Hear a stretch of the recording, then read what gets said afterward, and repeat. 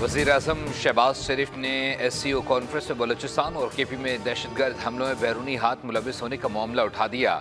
25वीं SCO सरबराह ने मुमलिकत council इजलास से खिताब में कहा कि पाकिस्तान ने दहशतगर्दी के खिलाफ जंग में बेपनाह कुर्बानियाँ दी हैं। मुस्तहकम अफगानिस्तान न सिर्फ हमारे बल्कि पूरे खित्ते के मफाद में है। चीन पाकिस्तान इक्तिसादी राहदारी CPEC इस विजन की अमली मिसाल है। CPEC पाकिस्तान और चीन के दरमियान एक बेहतरीन मनसूबा है।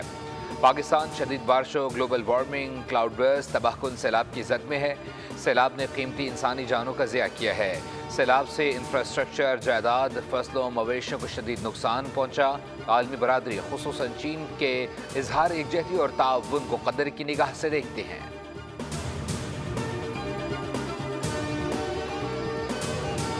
और कालाबाग डैम रियासत के लिए नागुज़ीर है। अगर किसी को इस मंसूबे पर तहफ़्फ़ुज़ात हैं तो उन्हें बातचीत के ज़रिए दूर किया जाना चाहिए।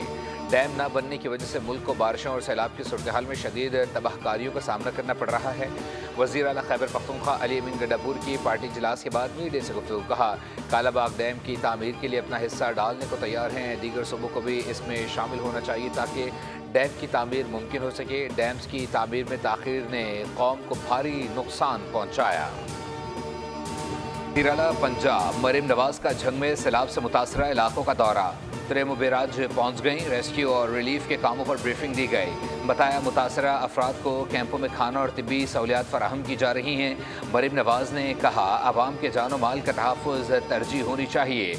वज़ीर आला पंजाब मरीम नवाज ने रिलीफ कैंप्स के करीब फील्ड अस्पताल का भी मुआयना किया। दवाओं और डॉक्टर्स की फराहमी का जायज़ा लिया। मरीम नवाज ने ख़वातीन और बच्चों से खैरियत दरियाफ़्त की। मम्मर खातून ने वज़ीर आला मरीम नवाज का हाथ थाम कर दुआएं दी।